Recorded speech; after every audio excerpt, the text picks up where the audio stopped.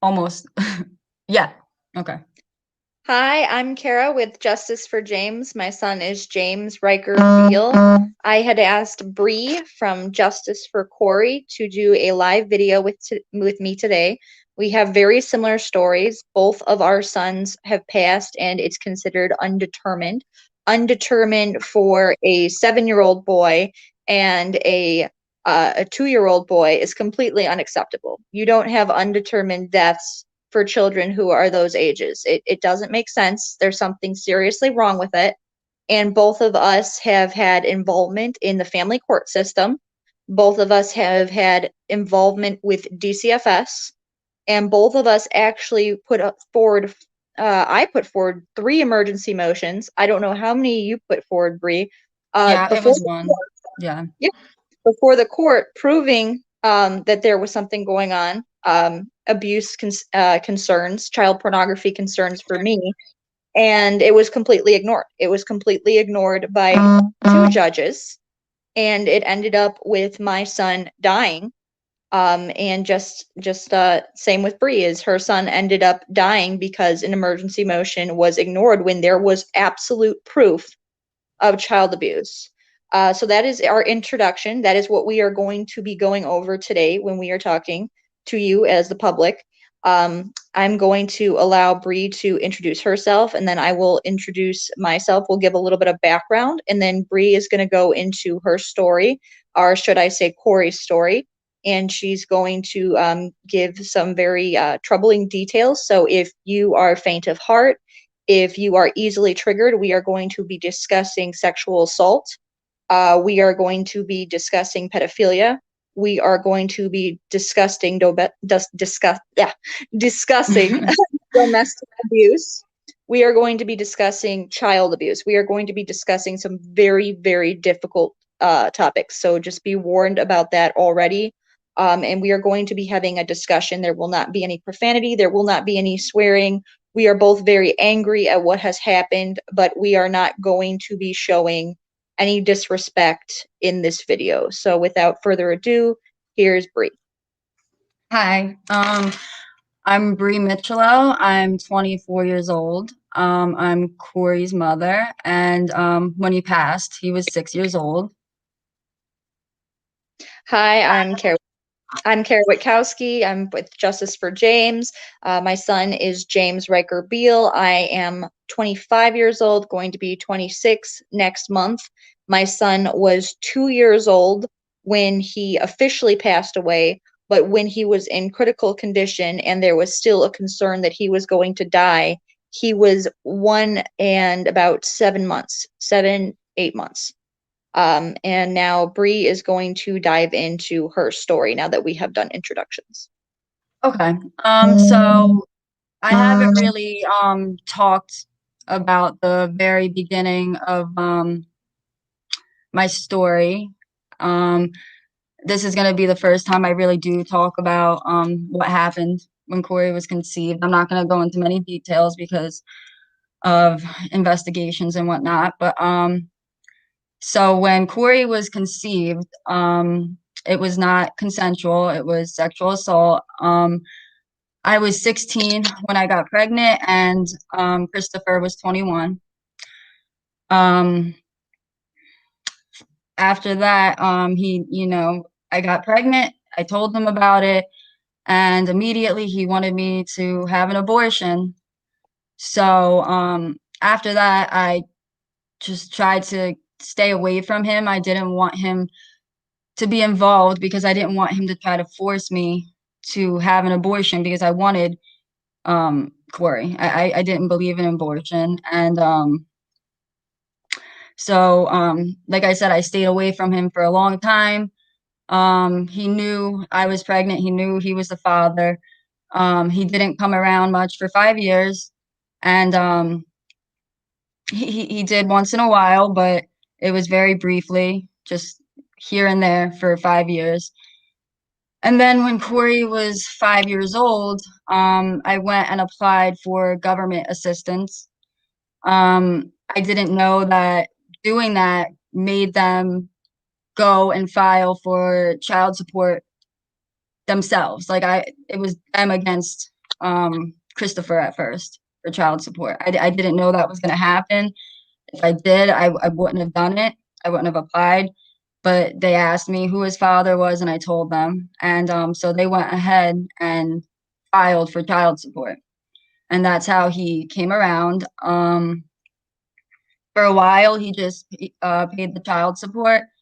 And I guess at some point, his family found out that he took a DNA test and Corey was his child. And I believe that his parents forced him to go to court and get visitation. So once the visitation started immediately, um, that's when Corey started coming home with his bruises. The first incident, he came home. I think it was the second visit with him, and he came home with a busted lip. Christopher dropped him off by the driveway, and Corey walked up. And then once he came inside, well, Chris sped off. And then Corey came inside, and I could see that he had a busted lip and he had some blood on his shirt. And I asked Corey what happened. At first, he was hesitant. He didn't want to tell me. And I asked Christopher. He didn't answer me, so I decided to take Corey to the police station, which he was afraid to tell them what happened, but they ended up calling DCPMP. And they came out and they did their investigation and they talked to everyone. And Corey didn't tell them what it was, but he told me and my sister that Christopher smacked him in the mouth because he had cursed. And Chris told them that he accidentally kicked Corey in the mouth while he was going to kick a soccer ball. But of course, Corey had a different story. And that case got closed because they felt like it was unsubstantiated.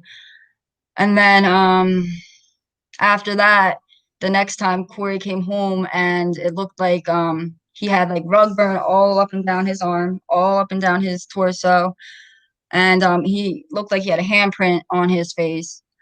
And I asked Corey what that was about. And he told me that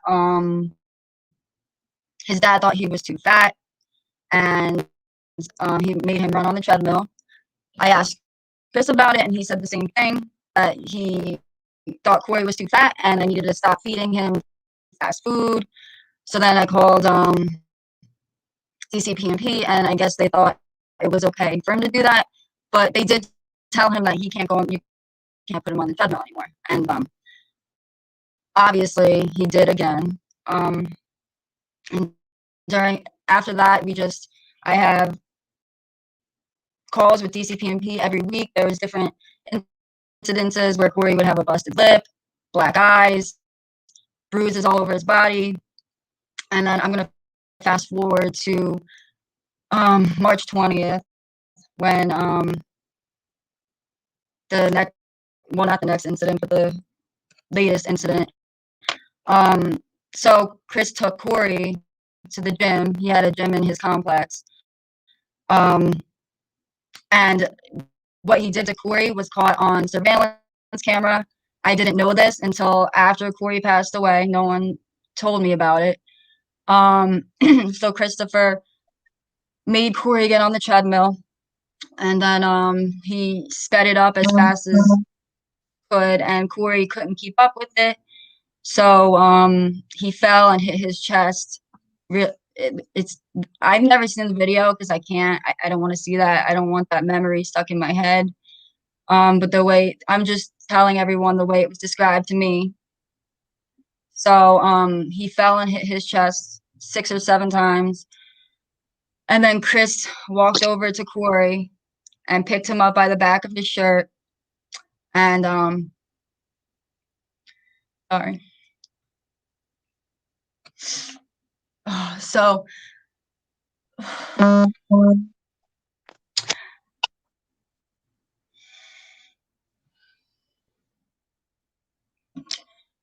he picked him up by the back of the shirt and placed him back on the treadmill, and Corey's like feet were dangling, and then he bit him on the top of the head. And I don't know ending. I don't know exactly what happened at the end, but that's how it was described to me. After that happened, I like I said, I didn't know about the video, but then when I saw when Corey came back home, he lifted his hair up and showed me this bump on his forehead. And I was like, oh my God, Corey, what is that from? And he told me that his dad made him run on the treadmill. And so I called DCPMP. I made a report. They went and I guess checked their surveillance camera, but they didn't tell me that. But what they did tell me was to take him to his pediatrician for a child abuse exam, which I did.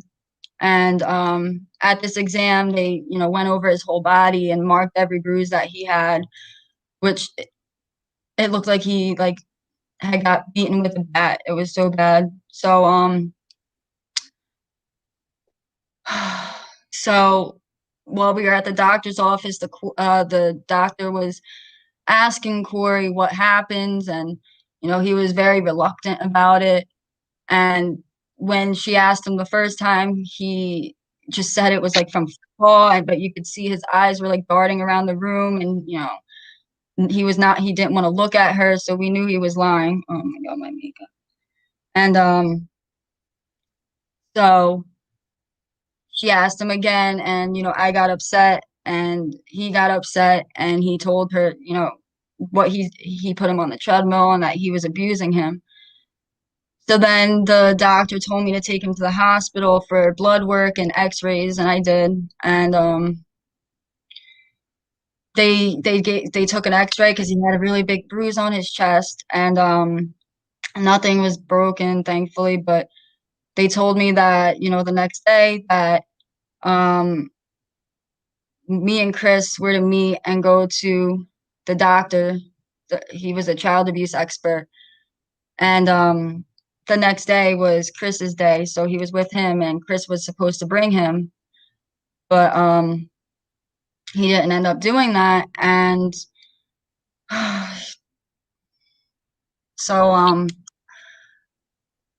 I dropped Corey off at his house around 9 a.m.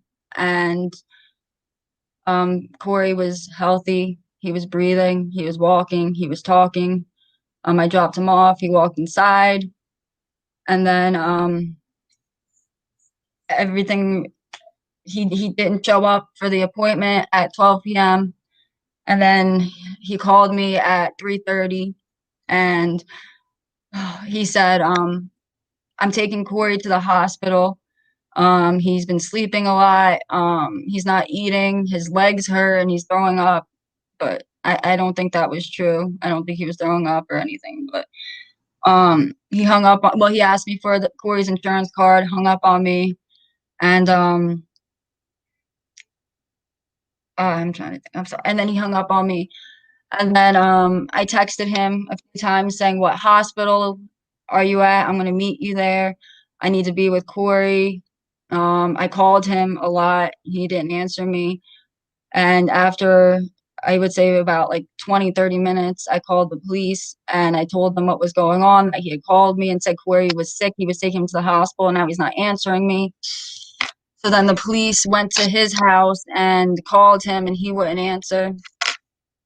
And, all this is going on and I'm freaking out, but I'm not thinking like it was that serious. I just thought he was sick and, throwing up maybe. And because he was fine earlier in the morning. And then I get a knock on my door and it's the cops. And I just figured like, oh, they're here. They're going to tell me where Corey is. And, yeah, that's when they told me that Corey passed away.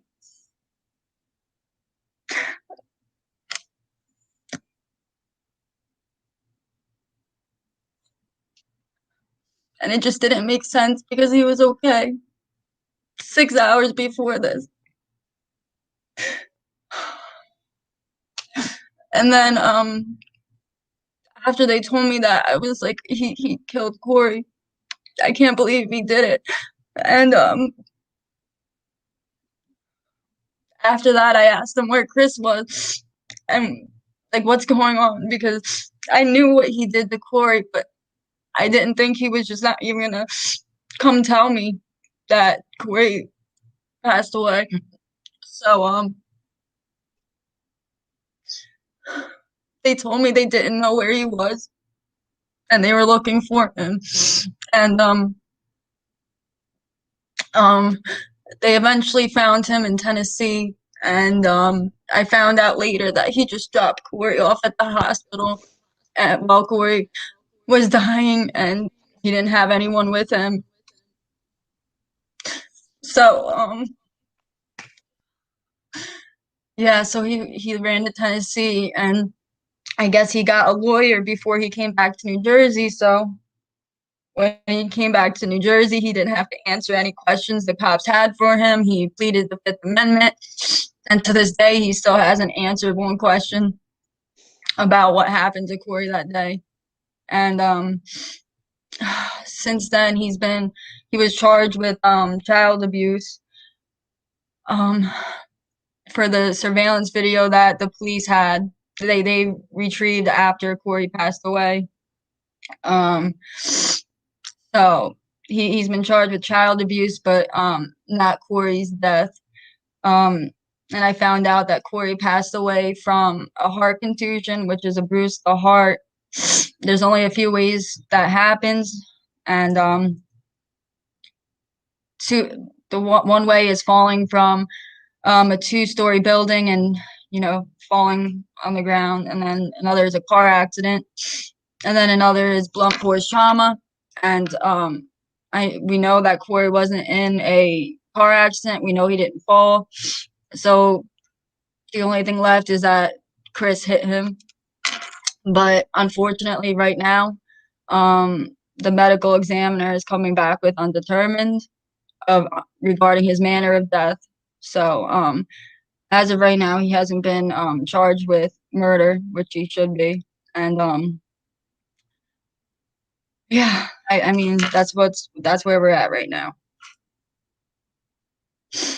I don't even have words. I seriously don't. You describing the incident with the treadmill makes me physically ill. That Right, anyone would put a child on a treadmill and call them fat and humiliate them and embarrass them that way to the point where it's on a surveillance video, right. and just it's disgusting. I mean, what I wanted you to talk about is the emergency motion. Like, you Oh filed an yeah, emergency right. motion, right? Yeah, I Yeah. did. I did. I filed for emergency full custody, you so he wouldn't have to go there until DCPMP did a full investigation. And I told them, like, just until you guys do a full investigation, because in my heart I'm like, if they actually do an investigation, they'll see what's happening. And they denied it the day before he passed away. And it didn't make sense, because if they didn't deny and they um ordered it, then Corey would still be here. 100%. I blame them, not as much as I blame Chris, because no one made him do that. But if they protected Corey, he wouldn't have been in that position. Yeah, it's highly disturbing. And I was in the same boat. I filed either two or three emergency motions, and they were completely ignored. Yeah, And these undetermined deaths that they come up with all these different possibilities, you know, it's they leave you basically powerless to do anything. Because if mhm, you're sitting here just labeling a child's death undetermined, and then you're giving all these possible causes, but you can't say exactly what happened, or you can't give the definite answer that it's child abuse, you're not left with much recourse. right, And fortunately, in your situation, you don't have any other children, because if you did have any other children, you would be in family court right now arguing the fact that your other child shouldn't be seeing this abuser, this person who right. is a now documented child abuser and is a complete risk to any other children. And what is it he does for work? Because that's also important. He was a teacher. He got fired because he got arrested for marijuana possession a couple years ago. And then at the time of Corey's death, I think he was a real estate agent, which he no longer has a license for, I believe, because he can't be around children. And when you're a real estate agent, children come with their parents to see a house, and he can't do that. So I think they revoked his license. That's good. So he can't be around children. Is that part of the conditions of the child abuse charges? Yeah, I think it's he can't have unsupervised contact with minors, Okay. which still kind of is like, well, how do we know he's not? You know, Well, and which the thing that's also important here is the court can make a parent a supervisor. They can make a or, friend a supervisor or any sort of family member. mm, And, in my opinion, that's not really supervising someone with a right. child. Like, because that family member is going to cover for the abuser or Oh their other yeah, family member. yeah. Family protects family. Well, So, luckily he doesn't have any more kids, but I'm scared because he preys on women that have children, and now we know why because he wants to abuse whoever's children he can. So I'm hoping that whoever, if he is dating someone, if someone is around him, they do not bring their children. And even I don't even think whoever's around him is safe, even if they're not a child, because he's also a woman beater. He's just dangerous all around. I mean, he is not only a woman beater, he's a rapist. You Right, guys met right, one time, he preyed on you, made a child.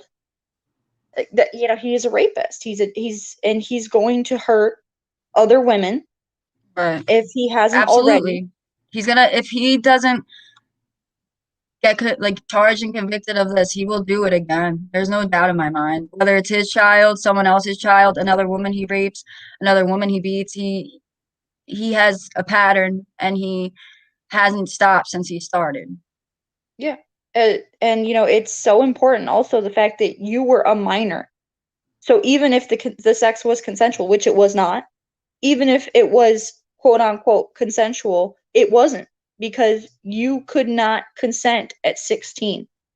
Right. So you have this this man, boy, child, whatever, who has all this family background with money and connections preying on women. And that's a very dangerous combination because we saw the same dangerous combination with that athlete swimmer who raped the girl behind the dumpster Yeah. and got let off just because his family had connections and money. And It's that's highly disgusting. disturbing. Um, Oh yeah. I'll go into my story now because this is a perfect segue. Um, James' story, my daughter's story, my story all started with a sexual assault. On March 19th, I was raped by the father of my children, and after it happened, I was terrified. I planned on leaving. I called up one of my friends. She told me she was going to have me come to New Hampshire. I did not feel safe for myself. I did not feel safe for my kids. This was a man who admitted to me that he was a sociopath. In text messages, he admitted he was a narcissist. He had multiple personality disorder, and the personalities he could not control. He even stated in text messages that he was a greater risk than rape to my children. Outright stated that in messages. Um, and he threatened my life multiple times. He told me he was going to throw me down the steps of our home. He told me he was going to lock me in the attic. He told me that I would have to explain to the police officers how a TV fell on me 15 times.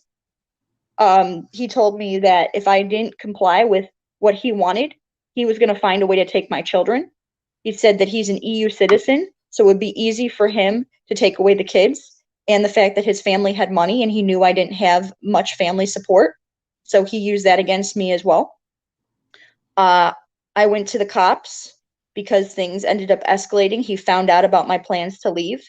He confronted me at work in front of my boss, my client's husband, um, my client's son, and my client's wife. In front of all these people, he confronted me and he said, how could you do the one thing that would make me kill myself?"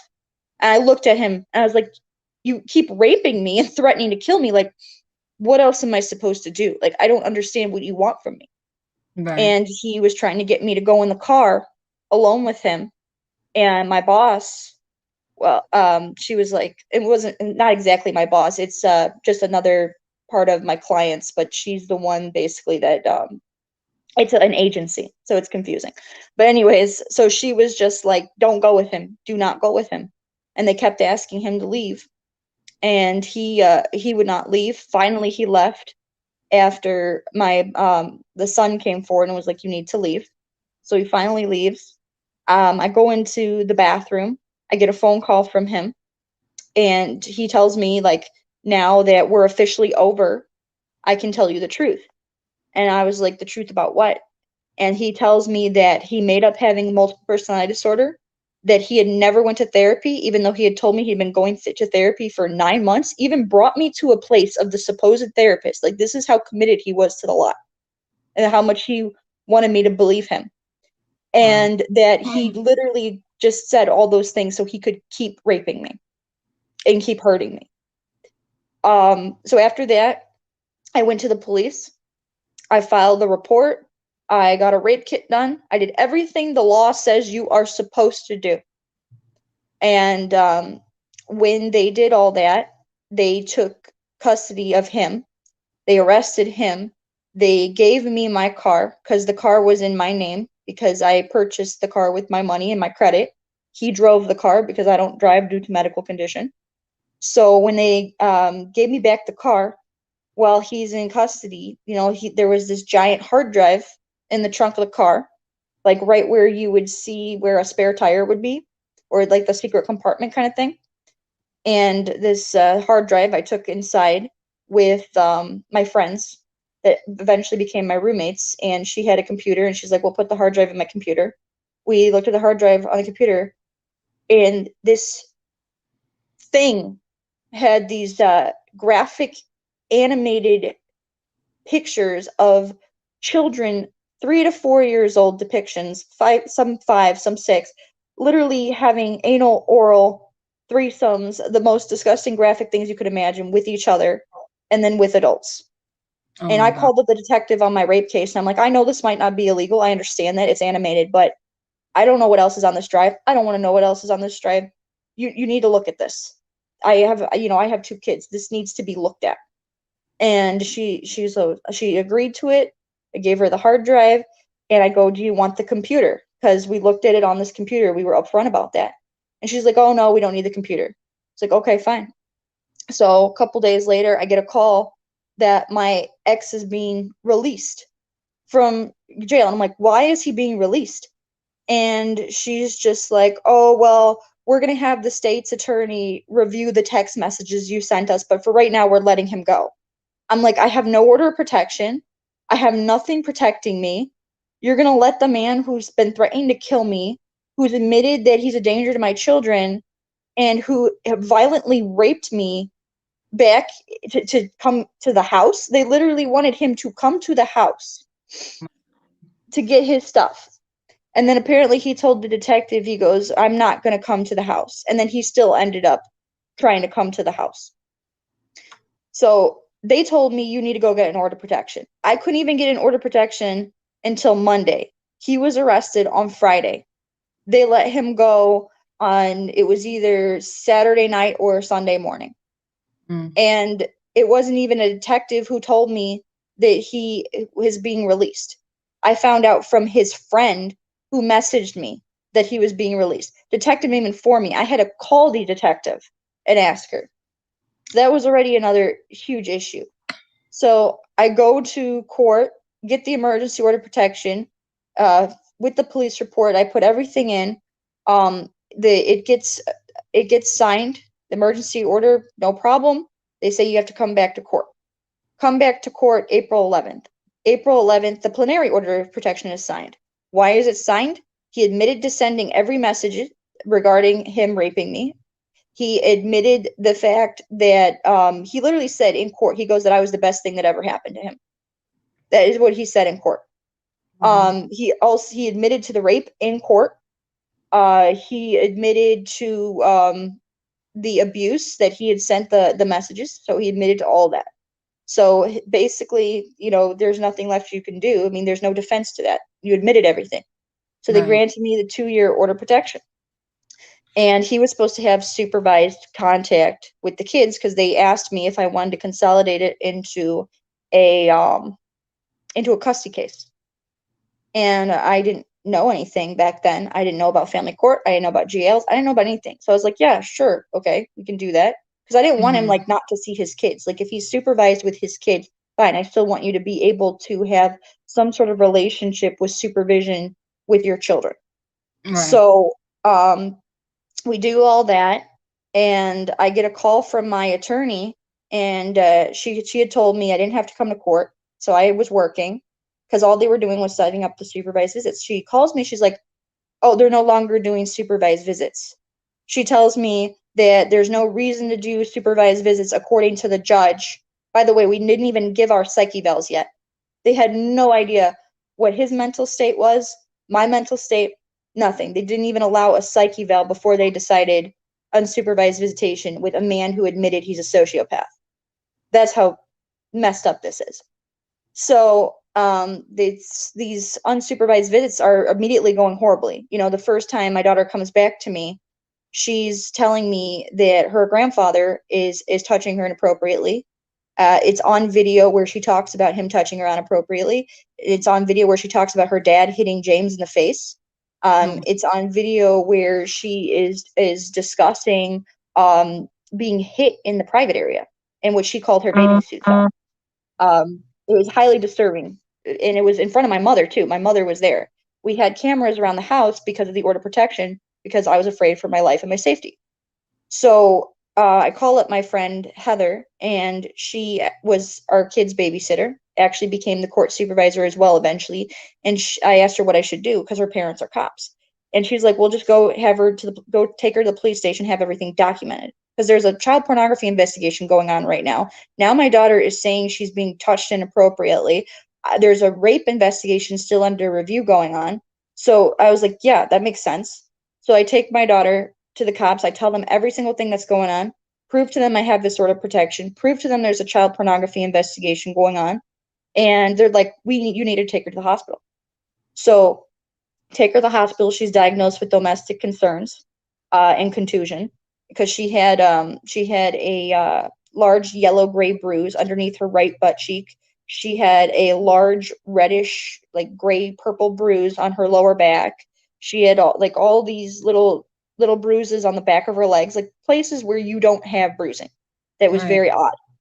And the doctor said that she didn't have any concerns about sexual abuse. So I was like, okay, that's fine. Like I'm going to take my daughter home then. If you don't have these concerns, I'm going to take my daughter home because it's 4 o'clock in the morning at this point. And so I go home. I get a call the day after while I'm at work, and it's like, oh, we got all these records sent over to us. This is Children's Laureates Hospital, Dr. Gregory, and I want you to take your daughter in for a sexual assault exam. So a couple days later, just to fast forward and make things short, we go in for the exam. My daughter's behavior is totally out of the normal. She grabs an attendant's breast. When she's anally swabbed, she doesn't even notice it. This is literally somebody putting something in your butt and swabbing you. Didn't even notice it. Um, when she was asked just to spread her legs so they could make sure she was okay, she literally was opening her lips back and forth and would not stop. The doctor said stop, and she wouldn't stop. She kept opening them. Um, and so all these things were just very weird behavior of a 3-year-old that is not normal, didn't make any sense. So Right. I go to my attorney and I was like, something's got to happen. I've got this video, I've got these hospital records. This is all my evidence. There's a child pornography investigation going on. Now there's 2 DCFS investigations going on, one into Tom, one into his father. Like we need to do something. She recommended an emergency motion. So we go into court with the emergency motion. The judge is even told we have video evidence. At this point, the guardian ad litem was appointed, and she was like doing her investigation.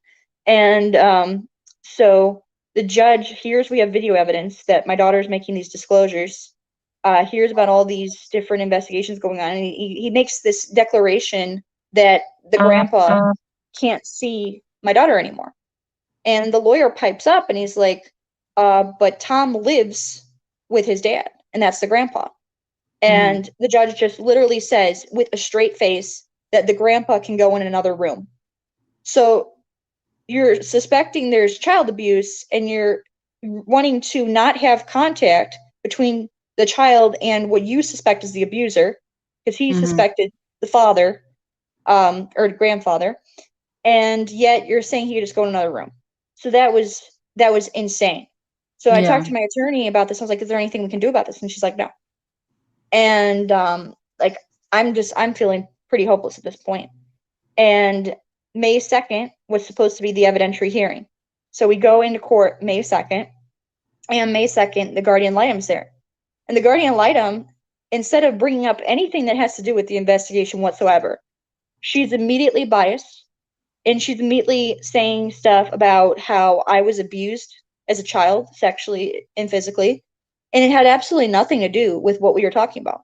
Nothing to do with my daughter, nothing to do with my son. She didn't even bring up my son at all when she was stating anything. She brought up my daughter one time. Tom and his friend stated that my daughter was showing signs of sexual abuse and concerns. They tried to blame it on my family. The person they blamed, my daughter wasn't even seeing. So you have confirmation a child is showing signs of sexual abuse. Whether or not it's whose family it is, like that should be enough for the guardian litem to want to do something about it, you know? Right. So the guardian litem is just literally spending an hour talking about me, my past, everything, trying to make this the judge think I'm crazy, basically, not allowing me to say anything. The judge is not allowing my attorney to give any sort of evidence, not allowing my attorney to show the pictures of my daughter, the video evidence of my daughter, the hospital concerns of my daughter. Nothing. So I walk out of the courtroom, which you're not supposed to do. It's considered disrespect. But I was done at that point. I couldn't take it anymore. She was talking in graphic detail about stuff I went through as a child to this Right. judge and completely ignoring my daughter, who's experiencing the same signs. So I walked out of the courtroom. And after I walk out of the courtroom, my attorney is like asking me to fire her because she's like, this judge won't let me present any evidence. Like, can you just fire me? And I was like, no, like an attorney is better than no attorney. So Mhm. yes, I need to keep you on the case. So she contacts me a couple weeks later, and she's just like, if you want me to stay on this case, you have to charge me $1,000 a month. And I was like, I'm a CNA, I'm a single mom, I don't have $1,000 a month. That's crazy. Yeah. And especially if you're not even doing anything. Like if you're not doing anything, why am I just going to give you $1,000 a month? How are you going to bill me that amount of money if you're not even doing anything on the case? So after that happened, I said, okay, yeah, fine. You're just going to have to withdraw then. I can't afford that. So I'm told I don't have to go to court. I signed all the paperwork for her withdrawal. I get a call May 15th, which is supposed to be her withdrawal, from my roommates that the police are there to take my children away. I'm at work with my son. So the cops call me, well, my roommates called me first, and then they hand the phone to the cops. And I'm like, what is going on here? I don't understand what's going on. And the one cop is literally like, I don't get it either, Kara. I don't understand. I've contacted the FBI. I don't get what's going on here. And I'm like, what did I do wrong? Why is this being signed? What, like, why? And nobody could tell me an answer. They're just like, Kara, I get you're upset. I know, I can't even imagine what you must be thinking, but you need to do what they say. This is an order signed by the judge and the guardian litem. You have to do what they say. And I was like, well, I can't even get back to my house until 8 o'clock at night because I'm on a CNA. Like I'm a CNA and I'm doing a live-in right now. And that's the least amount of time I can get for an emergency cover for my shift right now. Mhm. And they agreed to it. So obviously I'm no danger to my kids if you called me up at noon and you're giving me till 8 o'clock. So they give me until 8 o'clock to bring over the kids. I bring over the kids. I pack them whatever they need to be packed with, and I give them over to the police so he can give them to Tom. So during this emergency motion that I was not allowed to be at, I was not represented for. I was not given any notice. I wasn't even given the emergency motion. Nothing. They took away my rights as a parent. So I had no educational rights. I had no medical rights. And they made they made my friend that I told you about, Heather, they made her the court-appointed supervisor. So she became the court-appointed supervisor when she wasn't even in court to say if she could do that or not. They just made her it, put it in a court order, so if she declines, it's contempt, because she can't do that, because it's once in a court order, it's law, basically. Mm-hmm. So after this happens, Heather's supervising me with my kids, and she's noticing there's bruising, there's black eyes, there's busted lips, there's continuous disclosures of sexual abuse from my daughter. My son had a bruise like this big on his forehead, and it was yellow and gray. Definitely looked like something smacked him in the face. And she's calling DCFS.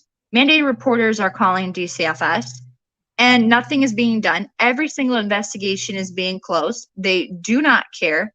They're not looking into stuff. And it eventually got to the point where I was just like, this is useless. This isn't doing anything.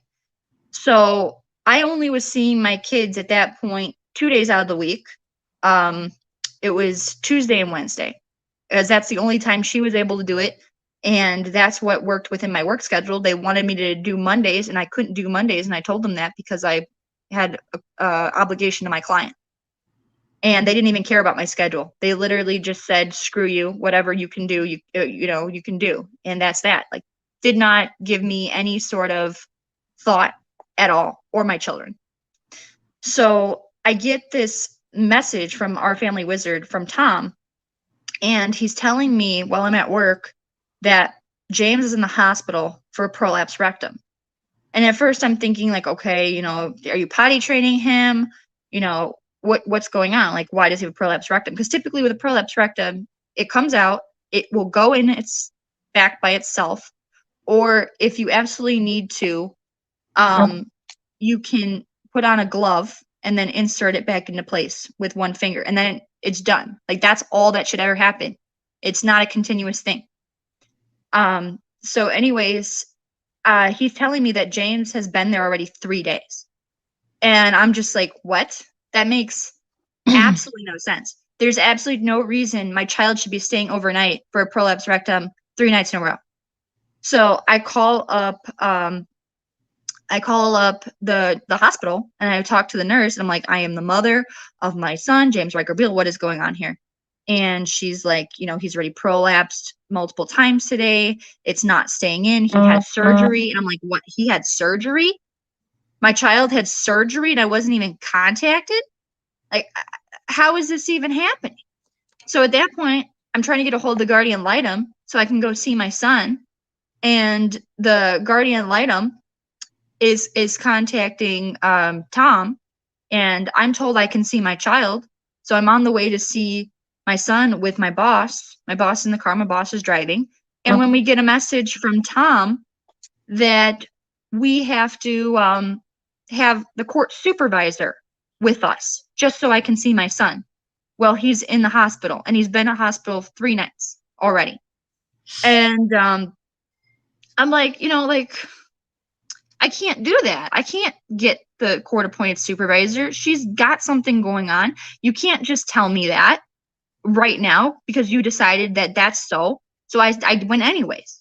I had my boss with me. I said, you're not going to stop me from seeing my son, and that's that. And when I got to the hospital, I showed them my paperwork. I showed them my order of protection.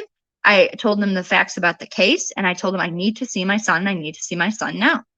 They had the head of the pediatric department of St. Alexius Hospital supervise me with my son for 30 minutes.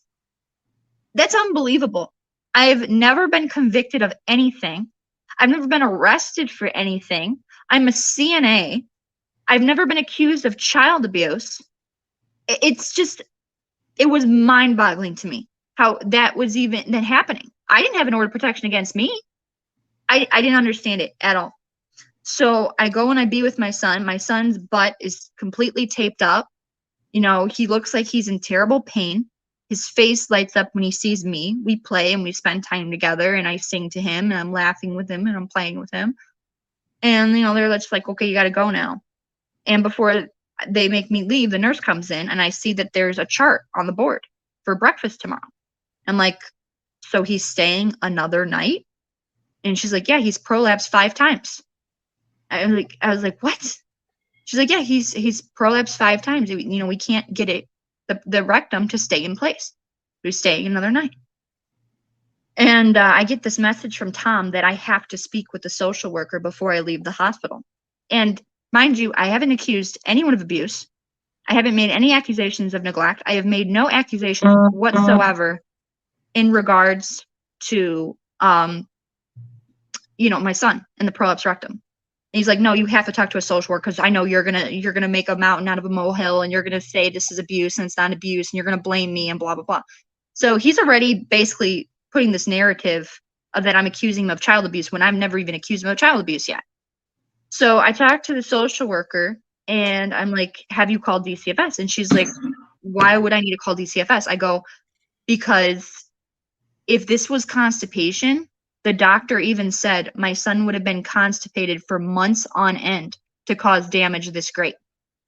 And I was with my son, and I've been with my son. Court supervisor's been with my son. Nobody's seen any signs of constipation whatsoever. He's eating normally, stomach's not hurting, walking normally, having regular bowel movements, no issues. And she's just like, well, I'm not going to call DCFS. I was like, okay. And I go, you why? And she literally she could not give me a reason as to why. And I explained to her about the child pornography and why I was concerned. And she literally looked at me and she said, are you telling me how to do my job? And at that point, I just had to walk away. And this woman couldn't have been more than 30 years old. She was very young. She clearly didn't have a clue what she was doing. And I wasn't about to argue with her. So we go into the car, me and my boss. My boss is like, are you going to call DCFS? And I was like, no, they do absolutely nothing. They haven't helped me once. Why would I call them? She's like, well, I'm going to call them. So she calls DCFS. And I'm not even kidding, not even an hour later, I get a phone call that my son is not a phone call, a message from Tom on our Family Wizard that my son is being emergency discharged from the hospital. Mind you, an hour before, I was just being told he was staying overnight. And if he's still prolapsing, they can't send him home if he's still experiencing being ill. And what they did was they just taught Tom, who's literally being investigated for child porn, how to put the rectum back in place on my son. That is what they did. That is how they sent my son home. So I get a message from Tom in our Family Wizard. He's like, do you want to have visitation with the kids tomorrow? I was like, of course. So he drops off the kids at the police, or it was the library at that time, at the library. We pick up the kids. James needed his diaper changed. So I put James down and I'm trying to change his diaper. And my daughter comes over and she holds his hand. Now, this is something she's never done before. She's never held my son's hand. Well, I changed him, and it was very odd. It was very protective of her to do that. So while I'm changing my son, I noticed that his anus is literally pulsating. It is pulsating, and it is about that wide around. It was huge, not at all normal. And I mean, I did realize the fact that he had procedures done and everything else, so maybe that is what caused that sort of gaping, hole. I can't even talk about this. It's just so disturbing. But my daughter starts pulling on me, saying she's got to go to the bathroom. So I take her into the bathroom. Court supervisor is with us. She's outside the door. Door's open a crack, and she's with James because she has to monitor every single thing I do with my kids. So my daughter is on the toilet, and she starts saying that someone hurt James. And I just look at her and I'm like, who hurt James? And she said, Grandpa put a toothbrush in James' butt. He was screaming and crying. I tried to carry him off the bed, but Grandpa pushed me down. And the way she said this was so, it was just so normal to her. This was not a bad thing. It was like telling me what she ate for breakfast. It was that terrifying. And then I just remember looking at her and being like, what? I didn't even know what to say. I mean, what do you say to your child after they say something like that to you? There's no words. And the court supervisor heard all of it. because the door was open. So she's contacting the GAL. The GAL's like, oh yeah, DCFS is already on it.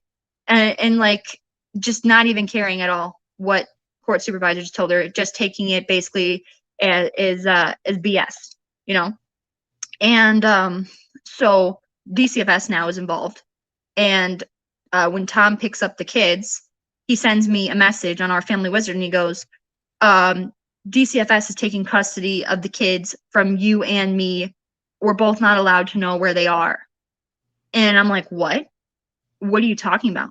No one's called me from DCFS. No one's told me they're taking custody of the kids. I haven't heard from anyone. I haven't signed anything. So how is this even possible? And I start calling around, trying to figure out what's going on. I finally get a call from the DCFS worker on the case, Karen Johnson Wren, at 9 p.m. at night. This woman calls me at 9 p.m. at night when she apparently called Tom at least at, 12 p.m. So she calls me at 9 p.m. and she's like, oh yeah, we're taking your kids. And I was like, why? She goes, this is all your fault. You're abusing your kids with your false allegations and blah, blah, blah. And mind you, like, I didn't even contact DCFS. I wasn't the one who contacted DCFS. So I'm just like, I don't understand what you're talking about. Like, I didn't do anything wrong here. And, my son has these hospital records that he was in the hospital for. And I asked her, I go, like, who do you think you are? And she goes, I'm DCFS. And then just hangs up the phone. So after this happens, I'm calling police stations, DCFS, trying to figure out what's going on and if I'm being investigated, because legally they have to tell you if you're under investigation. So I called all these different DCFS places, and not one of them told me I was ever under investigation. So at this point, since it's not been confirmed that I'm under investigation, I decided to file a police report with the Palatine Police. So I go to the Palatine Police, and I tell them about what happened to my son and what my daughter said. And I keep asking them if they can show me the paperwork from DCFS, because they're claiming they know where my son and my daughter are, and they're claiming that everything's legit. And I kept asking them to show me the paperwork, and nobody would show me any paperwork. Detective Leiden literally told me, he goes, you won't be the first parent to look for your children, and you won't be the last. So I go back to my house, and we have court a couple days later, and I'm in court, and the guardian ad litem now is asking that I have supervised visits with the kids with a government appointed supervisor, somebody that would cost $900 a month. And his attorney says that Scott Sheen says this is because he doesn't want me to be able to look at my son and see further evidence of molestation. So this man slips in court and admits that there's already evidence of molestation of my son. And the reason I need to be supervised by somebody I have to pay $900 a month for is because he doesn't want me to see that there's further evidence of it. That in itself is just appalling.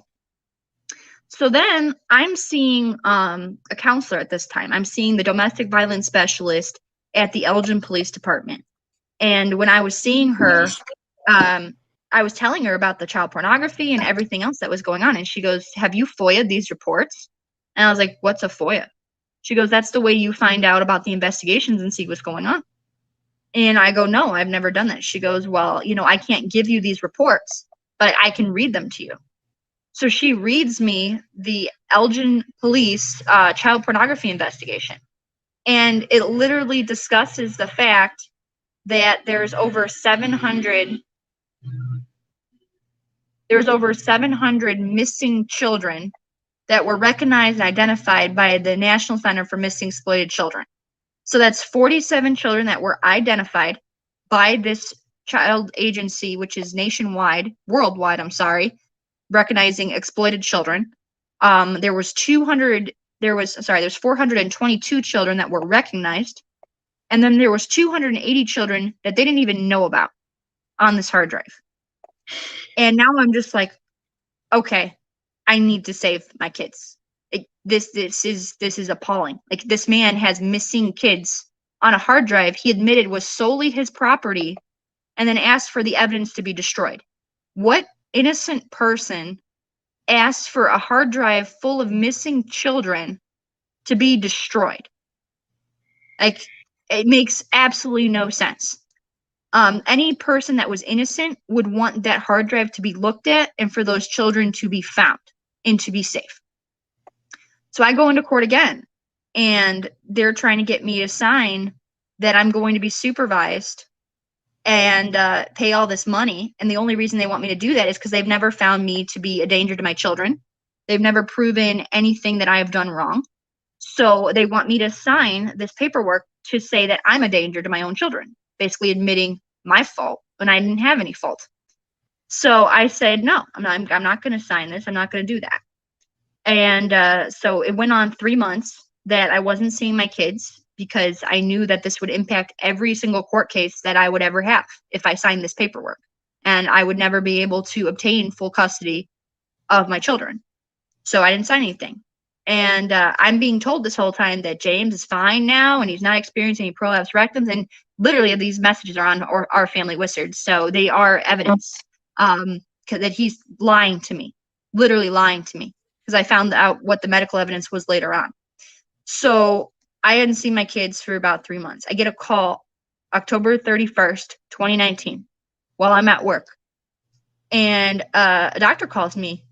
And he says to me, is this Kara Wachowski? I was like, yes, this is Kara Wachowski. He goes, are you the mother of James Ryker Biel? And I'm like, yes, I am the mother of James Ryker Biel. And he goes, you need to come to the hospital right now, Northwest Community Hospital. Your son is very sick. Now, mind you, I wasn't even allowed to see my child when he was overnight in the hospital for 3 days, and that would be considered very sick. Now, all of a sudden, I'm just allowed to come see my kid in the hospital when I have no custody at this point, no visitation, and no rights. Like, I'm already thinking the worst. And I'm like, I'll be right there. So I take a lift, and I meet my mom at the hospital, and the attendant says hello to me, and she said, follow me. So I follow her into the hospital room, and there's just a blank slab there. There's nothing there. There's just a blank slab. And I start screaming. I go, where's my son? Where is my son? And the doctor just looks at the ground and goes, he didn't make it. And like, I just kept saying, why? Like, what do you mean he didn't make it? Like, I don't understand. There was nothing wrong with him. He had the prolapse rectum, and then I was told that was fixed. Like, what do you mean he didn't make it? And there's a bunch of cops lined up on the side of the room, and I look at them and I start screaming at them, and I feel like, you could have done something. You could have stopped this. You could have saved my son. And they have nothing to say to me. They don't say a single word to me. They just look at the floor. And the doctor's like, well, we don't know. There could be something with cough medicine. And I'm like, no, what happened? What happened to my son? You have to know more than this. What happened? And they're like, do you want to see your son? And I'm like, of course I want to see my son. So they give me my son, and he still felt warm. And I'm just holding my son, and I'm looking in his eyes, and there's no life in him, and everything is just gone. And I'm holding him close to me, and just I didn't even get to say goodbye. I didn't even get to tell him how much I loved him. Like, nothing. And on his stomach, I start noticing that there's these red marks that almost look like slap marks all over his stomach, and bright red. And I ask the nurse, I go, what is this on his stomach? And she gets all shifty. And then she goes, well, that's just what happens when people die. And mind you, I'm a CNA. I've seen someone die in front of me. I know what rigor mortis looks like. That's not rigor mortis. I was like, no, that's not what happens when people die. And I had to walk away. I said, I need to get some air. And I gave her my son, and I walked out, and I went for maybe a 2-minute walk just to clear my head. And then I came back, and I was like, I want to be with my son. And she's like, no, everyone has to leave the hospital right now. And my mom even tried to tell her, like, her grandmother's on her way. Her grandmother wants to see James. Like, can we stay a little bit longer? And they did not care. They made us leave, claiming they had some expert that was going to view James' body, which later we found out was somebody who wasn't even certified in forensic pathology. So, literally 2 days after, no, it was less than 24 hours after, the Palatine police put out a press release claiming no foul play regarding my son. Now, mind you, this is a child they found on an adult bed with blood and foam coming out of his nose and his mouth, a trash bin of bloody tissues, and they're saying no foul play, not to mention all the medical records leading up to his death. So I want to go to court and see my daughter. I don't know how my daughter is. I haven't seen her. So I go to court. Our judge is Judge Cruz, because Judge Dalton stepped down from the case.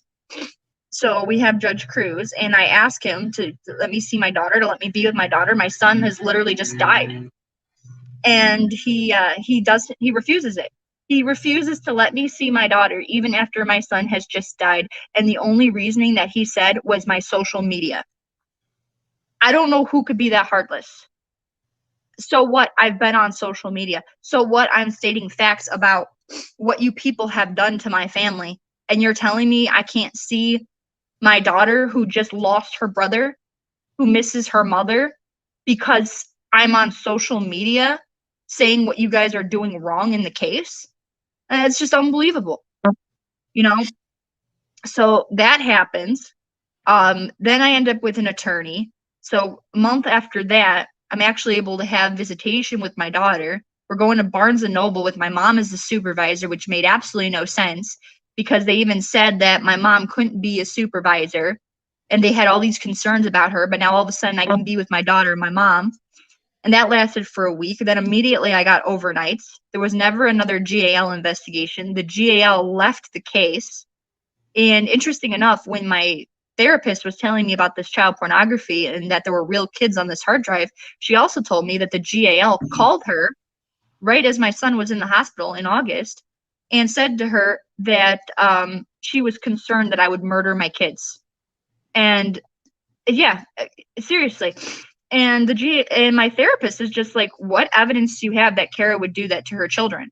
And the GAL was quiet. She said absolutely nothing. Julie Pirtle, GAL, said absolutely nothing. Didn't say a word, didn't have any evidence against me.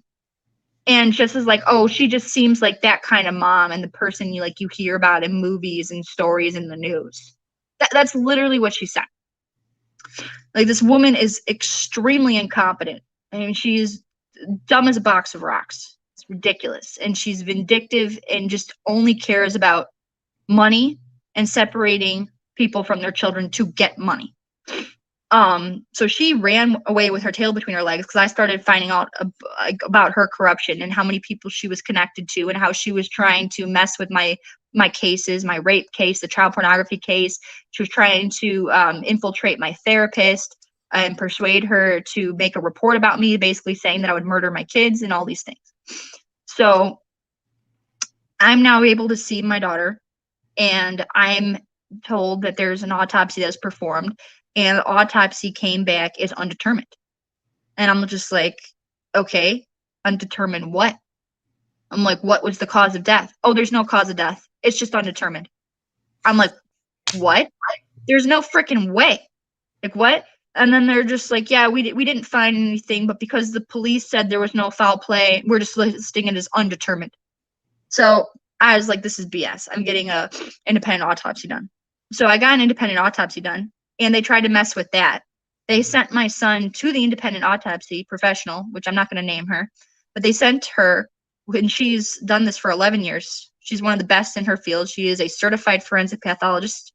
And they sent my son to her without his brain, without his heart, and without any of his neck organs.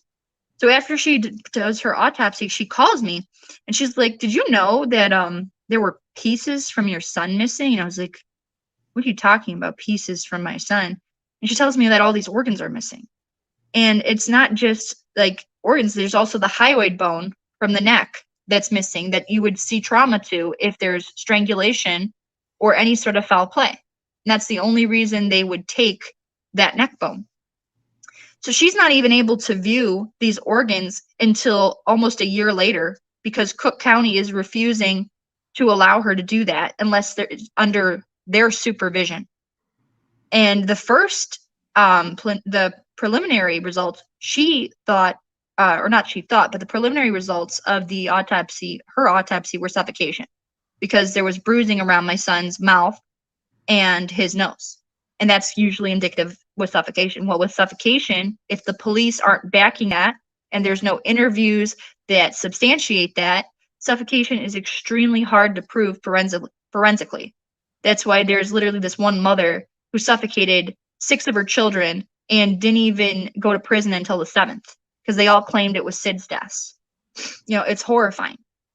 So she views the organs of my son a year later, and basically she comes up with cervical spinal cord injury. And just like you, the only possible way cervical spinal cord can be caused is the car accident, sports injury, a fall, or the child abuse. And we know he didn't have a sports injury. He's 2. We know he didn't fall because there's no fall reported in the police report. We know he didn't have a car accident because there's no car accident reported in the police report. So that only leaves one thing: child abuse. Now, so this was discussed and told to the police, and they just ignored it. They literally just ignored it. They didn't care. DCFS ignored it because it didn't. Are you able to hear me? Yeah. Okay. They just ignored it because it didn't fit their narrative. They just completely ignored evidence of a spinal cord injury. Interesting enough, when this whole thing came about, the judge seemed to get nervous about it because now there's this going around that this child actually passed away from a cervical spinal cord injury when they were just trying to make it seem like natural and there was nothing to look at or, to be worried about. So the judge, realizing now his reputation is at stake and that he made this decision that left my son in this position to begin with and ignored evidence of child pornography, forensic evidence of child pornography. And not only that, I mean, the reason that Tom wasn't charged with the child pornography is literally because of a 3-year statute of limitations with Illinois law. So he got off on a technicality. He would have been charged. Wow. So the judge didn't even take that into consideration when he's making these horrible decisions. So he basically has my attorney and opposing attorney present this horrific allocation judgment to me. And they my attorney keeps sending it to me month by month. And I'm like, no, there's no way I'm agreeing to 50-50. There's no way I am agreeing to anything less than full custody with all this evidence. And all of a sudden, 2 months later, after they've sent it multiple times, I'm getting this, I'm getting now contempt charges that they're trying to have for me for my social media. And they basically said that if I did not agree to the 50-50 custody, they were going to jail me without jury or trial because it's civil contempt. And I was going to be in jail for 6 months. So now my daughter would be in the hands of a possible murderer and for sure a rapist. I couldn't take that chance. So as much as I hated doing this and I didn't want to do this, and it's literally, I consider it almost like, another assault, literally, because you're being forced into doing something that you absolutely don't want to do, but you have to do it because somebody with higher power is threatening you and holding your child hostage, basically. So I had to sign this horrible judgment, but the only good thing that came out of that was once I signed this judgment, I had all of my rights back. So I had my medical and educational rights back. So what did I do? I got my son's medical records. And now when I got my son's medical records, I'm reading that Children's Lurie's, the top hospital in Illinois, world renowned actually, has an expert stating concerns of anal penetrative rectal trauma. And when I read that, I was just, my jaw hit the floor, because Julie Pirtle lied in court and said no experts had any concerns about sexual abuse. The judge lied and said no one had any concerns about sexual abuse, when he was the one who had Tom cherry pick medical records to send to me. These are now the full medical records. He told Tom that he could send me medical records. Tom left out a bunch of medical records because he didn't want to send anything incriminating. Then I'm looking at these reports, and it's getting even more weird, because Tom asked for a rape kit to be done to clear his name. He was never accused of raping my son. Not once. It was always his father. Then it gets stranger, because he's saying I took my son to St. Alexius Hospital when he took James to St. Alexius Hospital. It gets even more weird, because he's claiming that James had no history of constipation, but yet he just took a really large poop, and that's how he ended up with the prolapse rectum.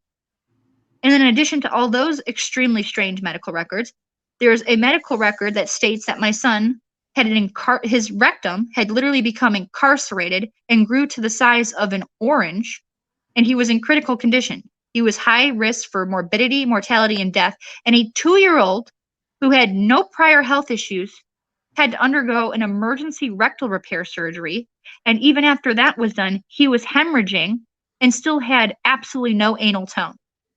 Your anal tone is what keeps your rectum in place and allows you to have bowel movements. If you don't have any anal tone, you would have to end up with like a colonoscopy, or not a colonoscopy, a colostomy bag, like to excrete fecal matter.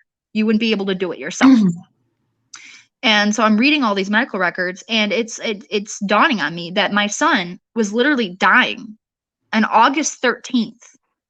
And then you have the judge stepping down October 10th.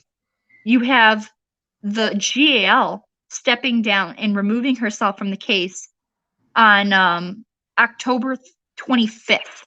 That's 6 days before my son died. I fully believe they had an inkling that my son was either going to be terminally ill or that he was going to die very shortly, especially because of the problem is too, because all these people stepped down before my son actually died. The GAL can't be held accountable. She wasn't on the case when my son died. She removed herself. So that's an issue in itself. But anyway, so yeah, I received all these medical records basically stating that, you know, my son was raped. And there's a high probability, because there's no other explanation for it. They did many tests. There's over 500 pages of medical records. They tested him for cystic fibrosis, didn't have it. They tested him for HIV, AIDS, didn't have it. They tested him for genetic disorders, didn't have it. Like, they tested him for every single thing in the book. Nothing. Didn't have anything. And in order to get an incarcerated rectum and to be dying from it, you're talking about a child having to undergo years of constipation, severe constipation, where that child was already receiving enemas, was already receiving suppositories, where already had a long history of constipation, and it would show up in medical records. I mean, that child wouldn't even be able to eat anymore because they'd be in so much pain, and you would notice that they weren't able to make bowel movements. And all of his pediatric records were 100% normal. And coincidentally enough, right after this all happened, they fired the pediatrician on the case. Like, all these people just straight up disappeared. So, you know, it's just, I mean, that's my story. That's James' story. That's my daughter's story. And what really sucks is my daughter is still there. She's still going back there 50% of the time with this violent man who's a known pedophile, who only got off on a technicality for child porn, who admitted to rape, who admitted he's a sociopath, who admitted he's the only person too that admitted he was a sexual danger to the kids. No one else has admitted that. So when you put 2 and 2 together, it's not hard to guess who raped my son. You know, even though my daughter stated in her disclosure that it was the grandfather, you know, we don't know if that wasn't a coach statement, especially considering the fact that they're accusing me of coaching this whole time. They're accusing me of brainwashing my child. And typically, what do narcissists do? They project right what they're doing Yeah. So if he's saying I'm coaching my child, I'm doing That all this. means he is. Exactly. That's how it Because he works. also was telling people I'm a psychopath. He was telling people that that I'm a narcissist. Like every single thing. Like, and he was saying that I was emotionally abusive to him. This is a man who told me to kill myself when I was pregnant with my daughter. And he's saying I'm emotionally abusive. This is the man who, financially ran me into the ground and is saying I'm emotionally abusive. Like, no matter what they do, you're always wrong. Oh, And I'm absolutely. They're the you victim, not you. exactly. I mean, do you want to discuss times where that's happened with Chris? I that's hard because there's never been a time where it didn't happen with him. He was always the victim. I was always the bad guy. And I'm not saying anyone believed him, but he would try his hardest. I mean, he was just a liar, and he just I just hate talking about him because like I don't think I know anyone that actually like likes him. He's just a cocky person. He thinks he's better than everyone else, but in reality, he's like the worst of the worst. He's a rapist. He's a child abuser. He's a woman abuser, and he's a child murderer. And I don't care to Yeah. say that because he is. No, I understand where you're coming from because it's like, yeah, they keep telling you like not to say things a certain way I because don't of care.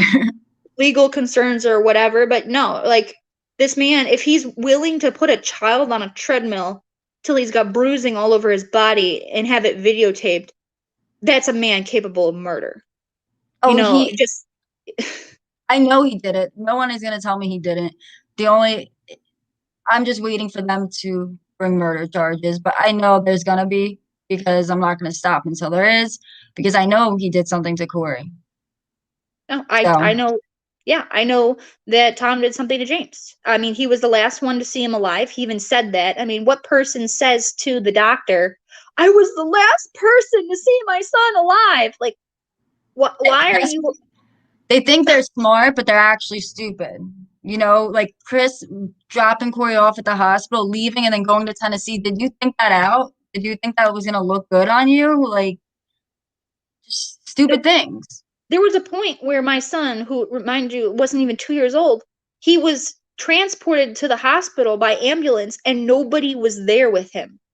Yeah. They had to call his father. They had to call his friends, whatever, whoever, his brother.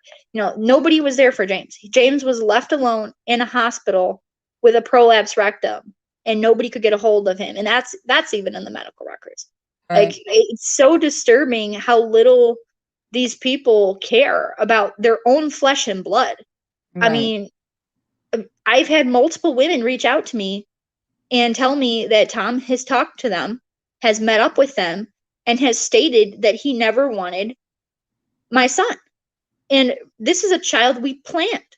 This is a child that we decided to have together. This is a child that we discussed thoroughly about having and did extensive research about how it would benefit Sasha to have a sibling, how it would be good for our family. And you're telling everyone you never wanted this child? That's just, I don't understand how somebody's brain works that way. I just don't get it. I Right. mean, when you were telling me about your story and what you've gone through and the pain and suffering that you've been caused, like, I couldn't help but get emotional because this is really messed up stuff. And the fact that the law is letting people get away with stuff like this and is enabling it is even more sick. Yeah. It doesn't make sense how they can't determine a child's death. And it's not okay that they're not.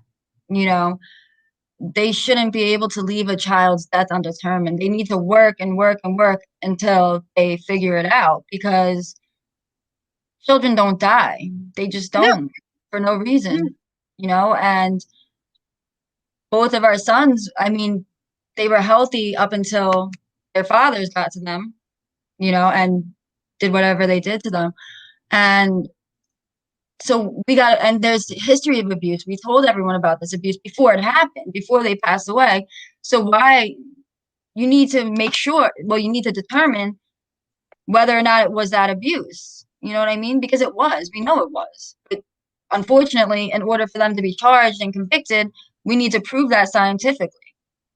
And these people Right. aren't Or doing that. forensically, what be it? But I mean, my thought process is you're looking at two multi-million dollar lawsuits.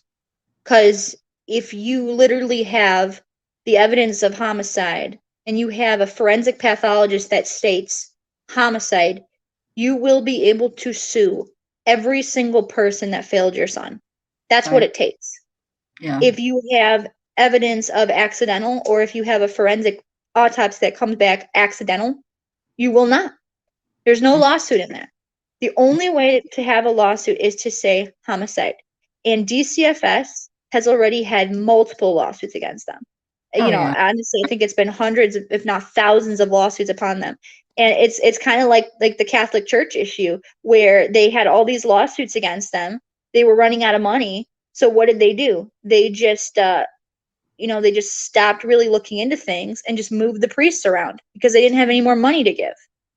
And I Right. think that's exactly, where we're at with this is DCFS and the family court system does not want to admit any fault. They do not want to be wrong, and they don't care if that means protecting child abusers. They will do it to save face and to keep their names and to keep their money. Because that's Right. that's all anyone cares about. The family court system, you can compare it to real estate. And it's not selling houses, it's just selling children. And it's sick. Each child has a number on them. And then when you have guardian litems, you can have a guardian litem on a case for 2 years, and that guardian litem is racking up $100,000. You Right. have your 604B evaluator, and that starts off at like $20,000 for that. So I mean, it's sick, and they don't care about what they do to the parents either. Right. It's scary because, like, if this is happening to you, if your child's being abused, who do you call? Because it's not them. They're not going to help you. No, in DCFS, when there's a family court case, they won't do anything. They're going to Yeah. rely on what the judge says, what the Mm-hmm. lawyers say, and what the guardian litem says. I mean, that's why every single case of mine was messed up, because the guardian litem is sitting there being like, "Oh, well, she's a liar, and she's a child abusing coacher of a mother. She's an alienator, blah blah blah." So when you have a mouthpiece like that who's saying all these things and then is just, you know, verbally throwing up everything Tom's telling her, you're Right. never going to get anywhere. Right. The most I've gotten now is because she's off the case and she's been removed as a guardian litem for all of Kane County. Good. You know, in my case, I've had judges step down, Judge Dalton, Judge Cruz, no longer family court judges. Guardian litem was permanently removed from the Kane County GAL list, Julie Pirtle. The the coroner, or not coroner, the medical examiner that I was talking about, John Walsh, who did a horrible job on the first examination of my son because he wasn't forensically trained. He's gone. No one knows what happened to him. The police commander, Stephen Bratcher, from the Palatine Police Department, who lied on legal forms and certified them with his names, saying that he never heard the preliminary results from the forensic pathologist, because that's why I said they were literally pretending like they didn't hear it and they were ignoring it. He's gone. So you have this pattern of all these individuals just disappearing, and it's to avoid any fault. It's getting rid of the Right. bad eggs so you can continue about your corrupt system and you won't lose any money. Yeah. It's just I don't know. It's sick. And if it didn't happen to me and if it didn't happen to you, I probably wouldn't believe it, because who would think Oh, that. yeah. No. Yeah.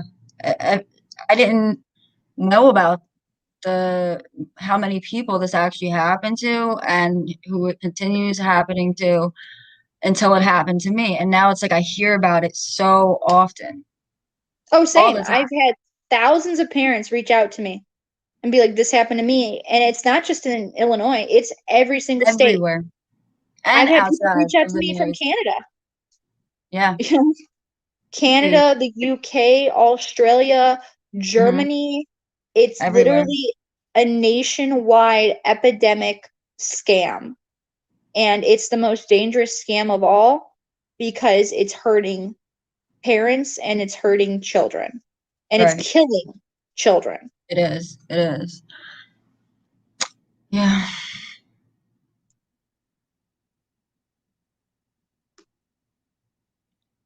So, do you want to like wrap it up now, or what do you want to do? We can do that. I don't know if there's any way to take questions on Yeah, StreamYard. I'm not sure. there's comments. If anyone does have a question for Kara and I, then you can ask in the comments. Um, but if there's a few people that do, we'll answer them and then we'll end it. Okay, are you allowed to see comments? Because I can't see comments on Can't my see end. them. I'm gonna wait for. I don't see anyone asking any questions yet, but we'll wait a minute or so. Okay. If anyone does have any questions later on, I'm sure this won't be the last live that me and Bree do together. So we Right. can always answer questions later on that you might have. Um, basically the reason why we do this and the reason why we advocate for other parents is because we don't want this to happen to anyone else's child. It should never happen to any more children. No, absolutely not. Absolutely. And I think Corey and James would be very proud of what their mothers are doing. I agree. Definitely. Well, thank you for joining me and thank you for doing Mhm. this live with me. I know how emotional. I mean, just want to make sure that you're okay, you know, because this Yeah. was Yeah. definitely It's hard. a very difficult and emotional live. But I appreciate you so much, and I never even met Corey, and like I love him, and I love Yeah. what he's I feel doing the for same. other children, and I love you like a sister because you are the closest person to anyone who realizes what this is really like and who's been through the portion of death. Because I've got a ton of parents that reach out to me, and but none of their Yeah. children have died.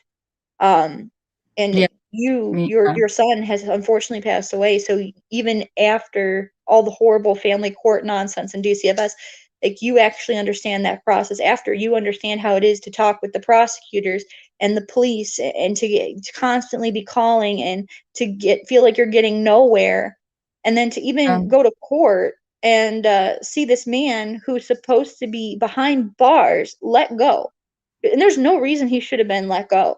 They could have no. definitely remanded him because they Oh have a yeah. murder investigation going on. Yeah, that really, I didn't understand that, and I never will. And it bothers me so much that he's out doing whatever he wants to do, just like we are. Well, I don't see my son every day because of him.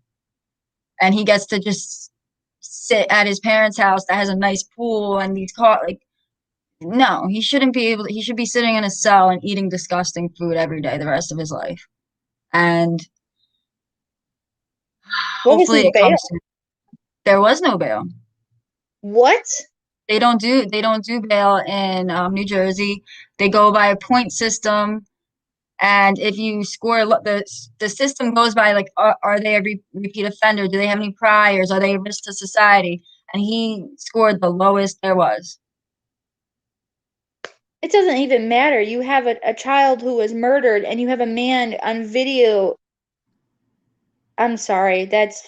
I thought Illinois was bad. That's No, New Jersey is the worst, the worst. With it's just I feel like for that kind of charge, if you're charged with child abuse, you shouldn't be allowed out.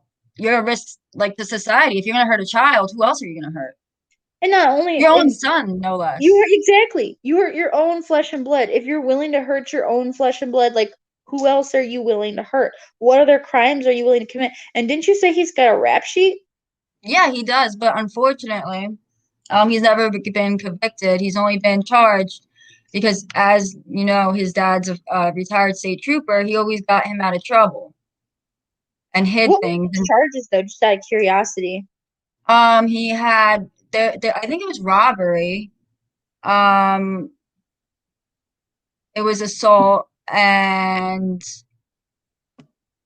what was the other? I have to think, but I know he had like possession charges, like little charges, but domestic violence issues were in there, and he just never got convicted of any of it. But he did have a long sheet, like rap sheet, but it wasn't presented in court because he never got convicted of it. So I would say, like, I don't know, even if you weren't convicted, those charges should be brought up as just a precaution. yeah, well, what can you do? I mean, that's how it works, and you know, you just gotta hope that they're gonna do anything, and you gotta push them to do something. Regarding the murder charges, I'm on the phone all the time with somebody that has the power to do so, and That's, yeah, I that's the most frustrating part about all of it. Like, I was on the yeah, phone with the state, I was on the phone with the Cook County Medical Examiner's office, and I was emailing back and forth with them. I was calling the Palatine Police constantly.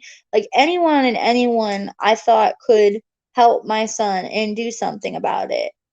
You know, hmm I was calling. So I get that part of it too, because it's really frustrating when people don't call you back, or they give you these one word answers and they tell you oh yeah, basically nothing, and then and they it's do also nothing. yeah, it's also very frustrating when everyone you speak to, detectives, medical examiners, these everybody, victim advocates that I have, they're all telling me, well, we know that he did it. We just don't have the medical examiner to say that. We all can think what happened. I think we all know what happened, but unless we Oh have yeah, proof, like, but yeah, okay, we that's the all same know this, crap I but get. it's just ridiculous. Yeah, the police are like, oh, we're bound by the Cook County Medical Examiner's report. I'm like, you're the whole reason they wrote up that report, because you sat there and said there was no evidence of foul play and didn't do a Hmm. proper investigation. So they just left it undetermined with absolutely no cause. And Right. I just don't even get how they can do that. I mean, with your son, they at least said heart contusion, undetermined. They at least put something. With my son, it's just undetermined. He just died, and that's what happened. And we don't know how he died, but he just died. Like, how do you Hmm. even say that? How do you write no cause? Like, no, no, you don't write a seizure. You don't write heart problem. You write nothing. It's just undetermined. Yeah, it's ridiculous. Did you get any questions? Yeah, I got one. This one. I'm gonna put it on. Can you see it? Yeah, there it is. Bree, did you have your own autopsy done? Not yet, but we are in the process of getting that started and done. Hopefully, we can get it done soon, sooner rather than later, and yeah, we're working on it. Good. That's awesome. Yeah. Are they giving you issues about releasing his body? Well, he's already buried, so they can't really like unless we exhume him, they wouldn't be able to do that. But what I want to start with is getting a second opinion on the records that the first medical examiner came up with. And if we see any issues, then if I have to, which I really would not like to do, is exhume him. But if it comes down to it and we need to figure out what his manner of death was, then I will. But I'm not going to think about that unless it comes down to it. Yeah, I mean, as painful as that's going to be and as horrendous as it's going to be, I mean, I don't see you having much of an option if you want the it to be turned over. If you want their autopsy, the state's autopsy, to be turned over completely, the only way you're going to be able to do that, and I'm speaking from experience, is they have to you have to have your expert view Yeah, your son's body and come to their own conclusions, and take their own tissues and view the organs and whatever they need to do, because just having your expert look at what they wrote down on paper, if they have nothing to compare it to or nothing to visualize, they might have the photographs, which I'm sure you can get from the state and have them send over yeah, the photographs of your son. That's still not enough, though. I mean, with my examiner, she literally had to dig deep into the muscle tissue of my son that wasn't even photographed. And she saw that there was coincidentally, a lower back bruise, same bruising spot where my daughter's was, and Mhm. it was a a deep tissue muscle bruise.